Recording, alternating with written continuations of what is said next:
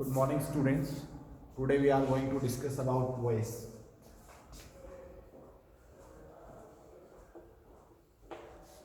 What is voice? Voice is the form of verb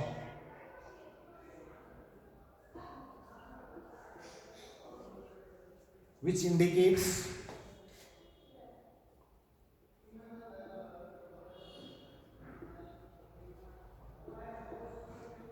the relation between the subject and the object.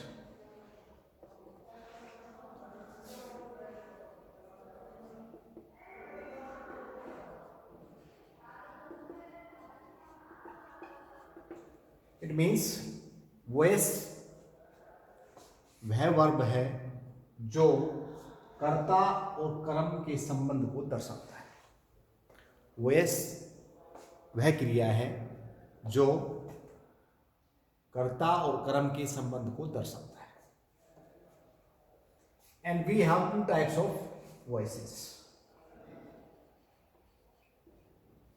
Voice के कितने type है? दो, two types. One is active voice,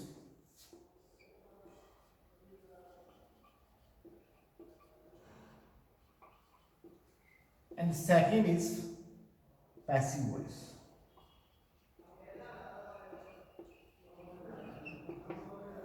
Now the question arises here, what the active voice is?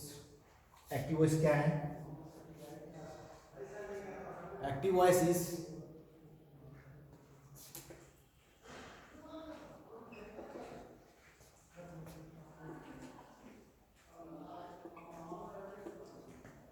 when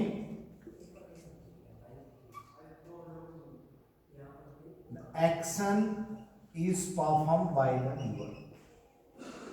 Action is performed by the doer or the subject. Performed by the doer or subject. It means active voice में who is prominent? The doer is prominent or the subject is prominent. Active voice में काम के करने वाले को प्रमुखता दी जाती है। Passive voice the event is important, not the subject, not the doer.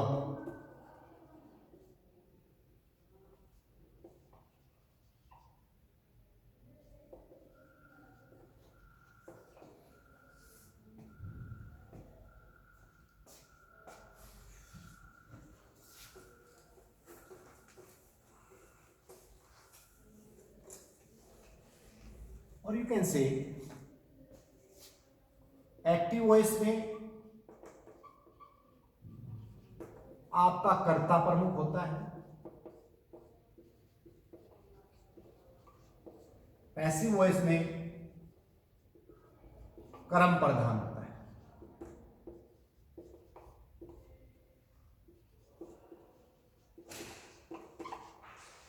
Hindi में इसको कर्तावाच्य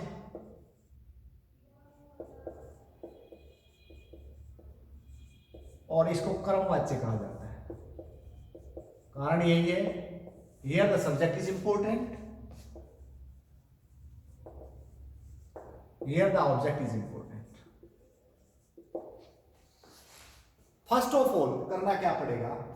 एक्टिव वॉइस का फॉर्मेशन क्या है? एक्टिव वॉइस सबसे पहले सब्जेक्ट आएगा, फिर आपका वर्ब आता है और फिर ऑब्जेक्ट आता है। This is the formation of active voice sentences. In passive voice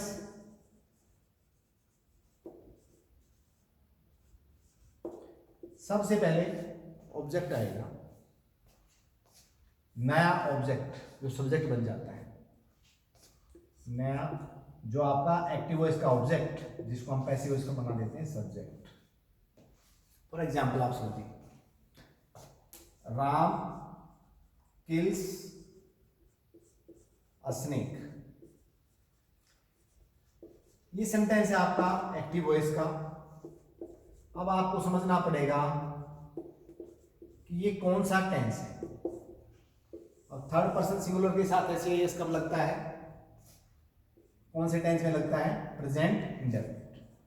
तो ये आपका है present indefinite tense. Present indefinite को बदलने के लिए आपको क्या करना पड़ेगा, पैसिव वॉइस बनाने के लिए सबसे पहले तो आपको जो इसका ऑब्जेक्ट है उसको सब्जेक्ट बनाना पड़ेगा। एक्टिव वॉइस के ऑब्जेक्ट को आप क्या बनाएंगे, सब्जेक्ट। तो इसका ऑब्जेक्ट क्या है, एक्टिव वॉइस का अ स्नेक, इसको पैसिव वॉइस का आप बना देंगे सब्जेक्ट अ स्नेक।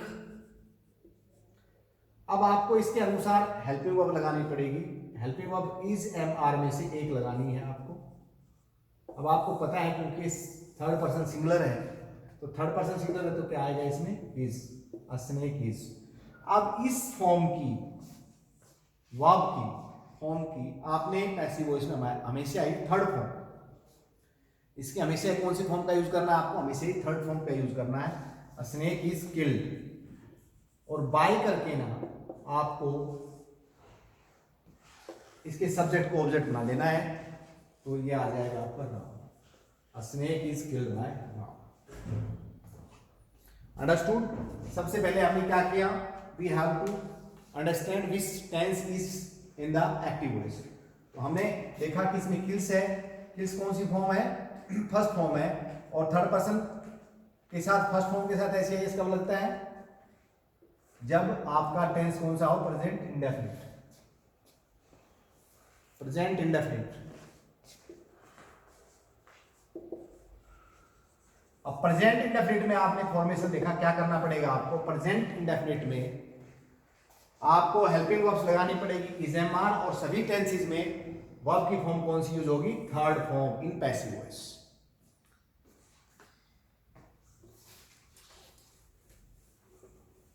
नेक्स्ट देखिए आप,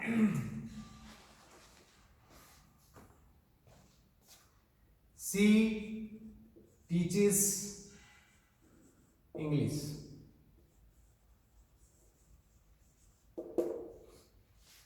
This is the subject, this is the verb, and this one is object.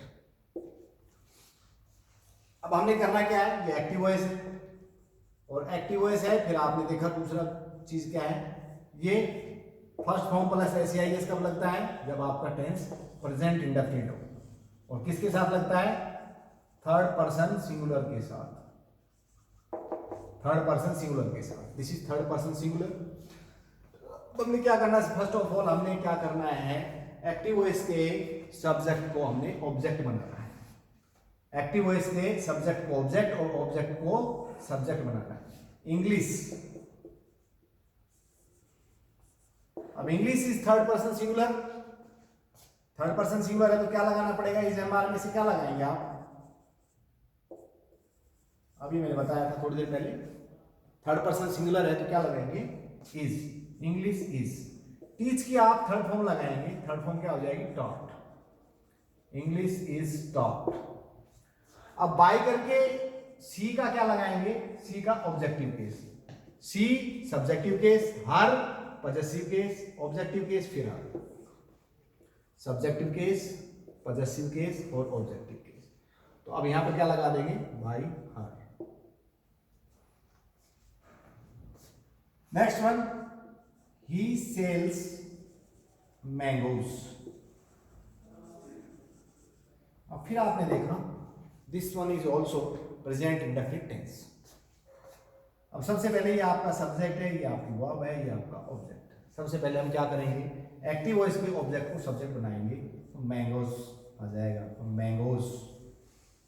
अब मैंगो चूंकि थर्ड पर्सन है but plural,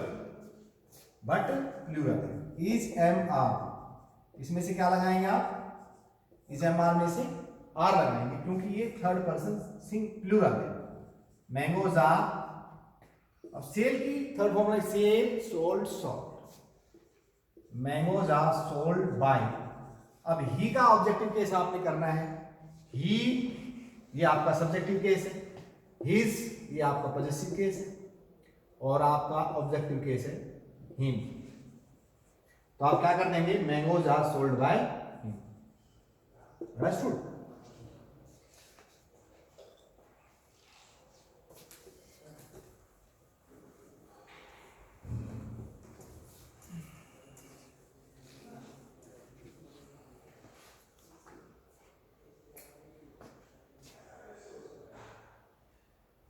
She cares her child। अब आपने देखा ये भी आपका प्रेजेंट इंडेफिनिट टेंस का एग्जाम्पल है। ये आपका सब्जेक्ट हो गया, ये आपका वर्ब हो गई, और ये आपका हो गया ऑब्जेक्ट। अब वही सेम प्रोसेस हमने फॉलो करना है।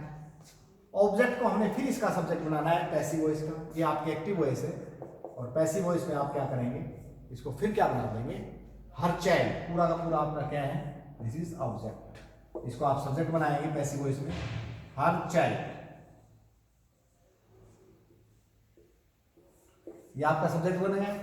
अब ये थर्ड पर्सन चाइल्ड क्या है, थर्ड पर्सन सिंगुलर है, तो प्रेजेंट इंडेफिनिट वही मैंने बताया आपको, इस एमआर में से एक लगाना है आपने। तो यहां पर कौन सा लगेगा, क्योंकि थर्ड पर्सन सिंगुलर है तो क्या लगेगी verb, helping verb is, her child is. अब ये वर्ब है, इसकी थर्ड फॉर्म आप लगाएंगे care, her child is cared by. अब फिर इसका ऑब्जेक्टिव केस लगाएंगे आप, सी हर हर।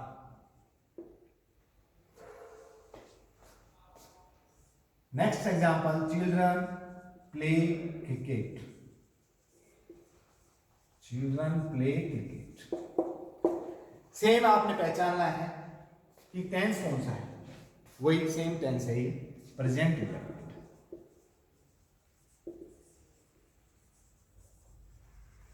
अब इसमें SEIS क्यों नहीं लगाया, बिकॉज दिस इज प्लूरल, और प्लूरल अगर आपका सब्जेक्ट है तो उसमें वर्ब की फर्स्ट फॉर्म के साथ SEIS नहीं लगाया जाता है। अभी सेम प्रोसेस आप फिर फॉलो करेंगे, इसके ऑब्जेक्ट को, एक्टिव वॉइस के ऑब्जेक्ट को क्या बनाएंगे, सब्जेक्ट बनाएंगे। क्रिकेट, हेल्पिंग वर्ब इज लगाएंगे क्योंकि थर्ड पर्सन सिंगुलर है, क्रिकेट इज, इसकी थर्ड फॉर्म लगाएंगे आप, प्लेड बाय। चिल्ड्रन का objective case, children by children. Understood? ये आपके सारे एग्जाम्पल्स जो अभी तक मैंने बताए, these are all affirmative sentences, ये सभी अफर्मेटिव सेंटेंसेस थे। Sita sings a song, again you have the same present indefinite, and again this is the affirmative sentence. अब फिर आप क्या करेंगे, this is object, this is verb, and this one is a subject. A song, third person singular, a song is, इसकी third form sung by Sita.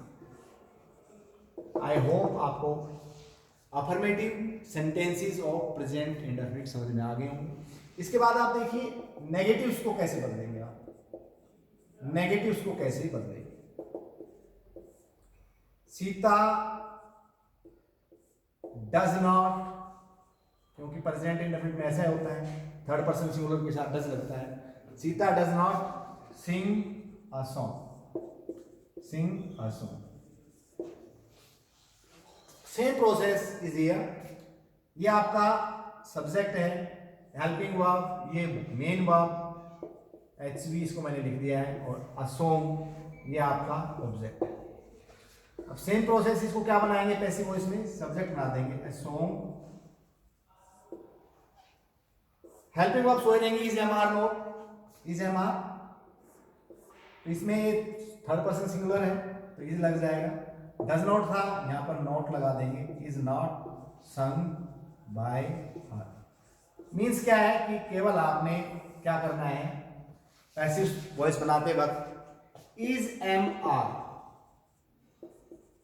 और third form के बीच में आपने नोट लगा देना है, पैसिव वॉइस में यही हुआ। Again once again one more example,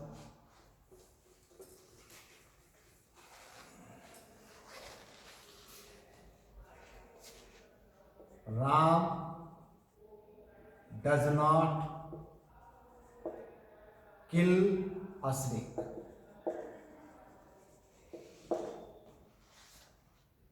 A snake will be the new subject. A snake third person singular है तो क्या लगेगा, is not killed by Ram.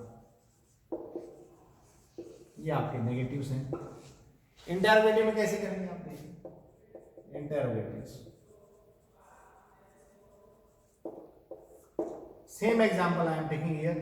Does Ram kill a snake? Sign of interrogation. Same process हो जाएगा। आप देखिए आपका new subject क्या है, a snake आपका न्यू सब्जेक्ट है और ये थर्ड पर्सन सिंगुलर है, तो इसके साथ कौन सी हेल्पिंग वर्ब लगनी चाहिए, इज a snake। सबसे पहले लगा देंगे आप helping verb, is a snake killed by Ram।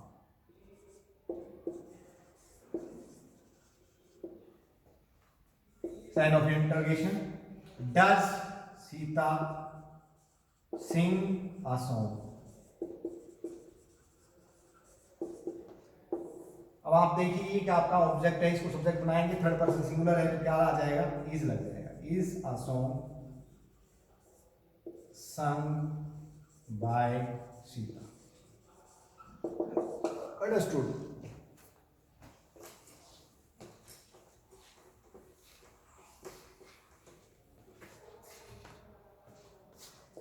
Do they play cricket?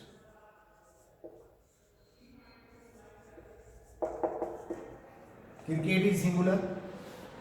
Is cricket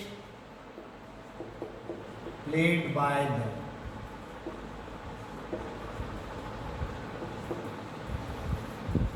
Does she eat mangoes? Mangoes is plural तो आप क्या लगाएंगे helping verb, are mangoes eaten by her. Today for today we have understood active voice to passive voice. Active voice से passive voice बनाया सीखा हमने, और कौन से टेंस का सीखा है, present indefinite, present indefinite. Present indefinite में क्या है, सिंपल सा काम है, इज एम आर आपकी हेल्पिंग वर्ब्स होंगी, पैसिव वॉइस जब आप बनाएंगे तो। एक्टिव वॉइस में आपकी डू डज होती है, एस और एस लगता है थर्ड पर्सन सिंगुलर के साथ, is am are plus third form of the verb, ये आपने ध्यान रखना है। और जो सब्जेक्ट आपके एक्टिव वॉइस का है वो पैसिव वॉइस का ऑब्जेक्ट बन जाएगा, उसको बाय करके उसका हम ऑब्जेक्टिव केस लगाएंगे, ऑब्जेक्टिव केस। आगे की एक्टिव से पैसिव वॉइस अगले टेंसेस की हम आगे सीखेंगे। Thank you, thanks a lot.